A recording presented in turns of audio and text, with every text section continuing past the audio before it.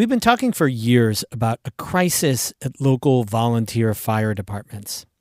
As the North Country ages and the population remains stagnant, there are fewer people who step up and volunteer to be a community's first responder. But that role is critical. When there's a fire or an accident or a flood or some other emergency, those volunteers play a crucial role. Today we'll meet a man in Lowville who's dedicated his life to that job. And maybe it'll inspire you to get involved. That's today's Story of the Day. Support for Story of the Day comes from Claxton Hepburn Medical Center, dedicated to providing patient care and regional services to the people of St. Lawrence County. claxtonhepburn.org. Hey, I'm David Sommerstein. It's Thursday, September 19th. First up, Governor Kathy Hochul's poll numbers were already poor. But as John Campbell reports for the New York Public News Network, a new poll released this morning shows they just got a little worse. The Democratic governor's numbers in the Siena College poll are at their lowest point since she took office. 34% of likely New York voters say they have a favorable view of her, while 54% have an unfavorable view. Just how bad is that? The governor's favorability rating in her deep blue state slightly lags behind former President Donald Trump, a Republican.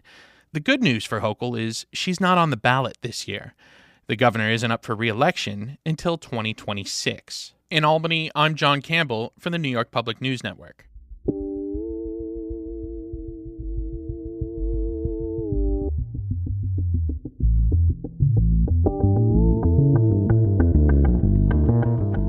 When a house is on fire, or someone gets in a car crash, or a basement is filling up with water, people call 911, and the dispatcher calls the local emergency responders. It takes a certain temperament and dedication to do those local jobs. Today, we hear from a man in Lowville who's devoted his work and his personal life to helping those in crisis. Amy Feiereisel has this North Country at Work story. 38-year-old Joe Austin is a lifelong resident of Lowville. With the exception of 2 semesters in college, I've lived in the same 2 square miles my entire life. I've owned lots of houses, but I've also always lived within 2 square miles. When Austin was 20 years old, he followed in his father's footsteps and became a volunteer firefighter with the Lowville Fire Department. He says it's shaped his life. My mom always says I always wanted to be a firefighter. I don't really remember that, but I'm good with that, and it really did change my life completely joining the department. Austin says that's where he realized his love of emergency services.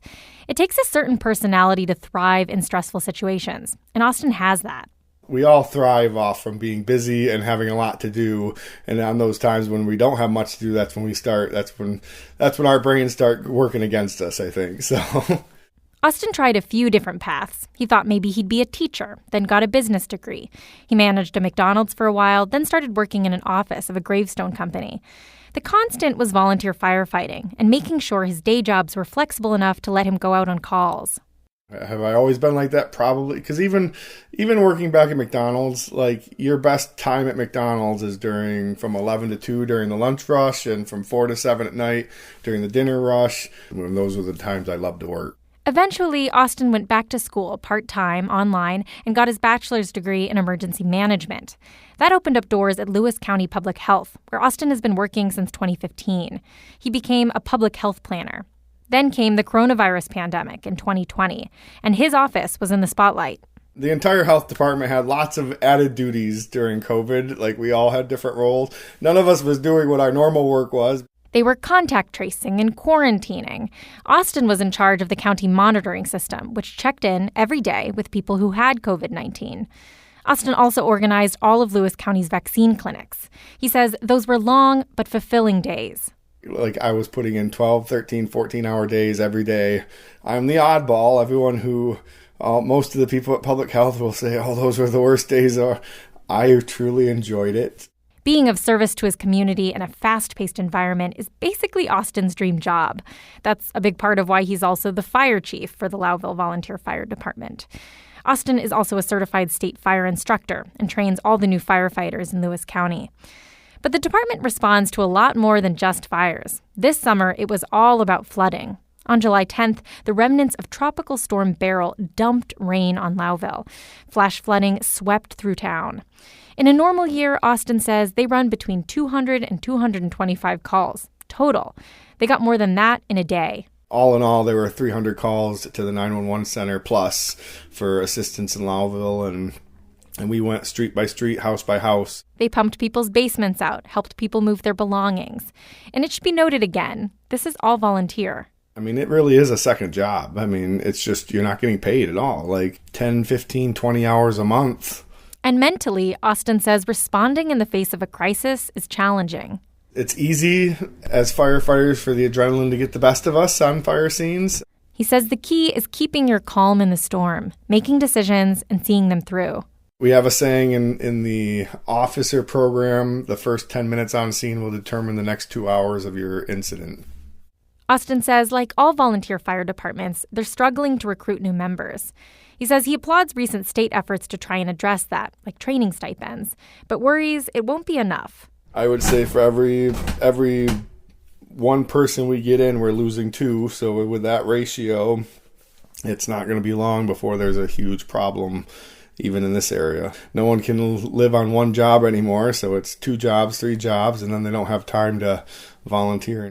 For Austin, it's hard to put into words why the fire department means so much to him, but it does. I couldn't even tell you what's rewarding about it other than the fact that it just is. It really is. At the end of the day, I'm very proud of the fact to be a firefighter. He says he couldn't imagine doing anything else. For North Country Public Radio's North Country at Work project, I'm Amy Feiereisel in Lowville. Before we end the show, we're going to say goodbye to somewhat of a local legend, the North Country's go-to earthquake expert. Dr. Frank Revetta was a professor of geology at SUNY Potsdam for 5 years. He died Sunday at the age of 96. Revetta operated and monitored seismology stations around the North Country, which has a higher earthquake activity than many think. Media outlets, including NCPR, called Revetta all the time when a tremor rumbled through the region.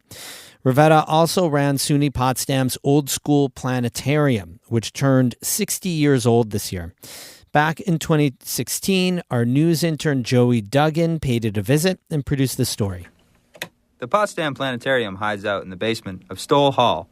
A small gallery gives stargazers basic information on the constellations. It's bathed in red light, kind of like a Cold War submarine. Then we enter the dome of the planetarium. My eyes adjust and I think of that scene in Rebel Without a Cause. It's easy to imagine James Dean on a field trip here with his high school class. You know, and like I said, this is old. If you go back to 1964 is when we bought this. That's before you were born, see?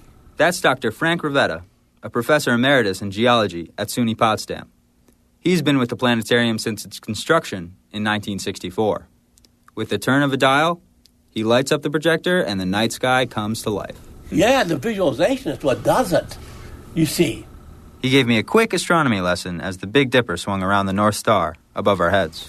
So if you watch the Big Dipper, I had it over here. It's going to go around like this, around like that. And the reason why it's going to do that is because the Earth is rotating. It'll do that every day, you see. There are other planetariums in the area with state-of-the-art technology at SUNY Plattsburgh and SUNY Oswego. Revetta hopes that someday Potsdam's planetarium might be digitized in the same way. But part of the Potsdam Planetarium's appeal is the retro feel of the experience. It's pretty easy to see how the show captures students' attention. You know, it's one of the best things I know of for arousing interest in science in the community, because everybody loves it when they go there. Even young kids, like first graders, second graders, kindergarten, they love it. They come here and they just love the planetarium.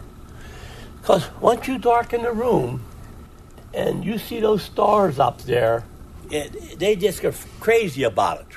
The planetarium doesn't just offer a glimpse at the stars. It offers the scientists of tomorrow a chance to look at the technology of yesterday. Joey Duggan, North Country Public Radio, Potsdam. That story first aired in 2016. Dr. Frank Revetta died Sunday. He was 96 years old. Calling hours are tomorrow afternoon from 4 to 7 at Garner Funeral Home in Potsdam. A burial is on Saturday. We have more news all the time on our website, ncpr.org. Music today by Mark Corey of Watertown and Evan Veenstra of Gananoque, Ontario. I'm David Summerstein, North Country Public Radio.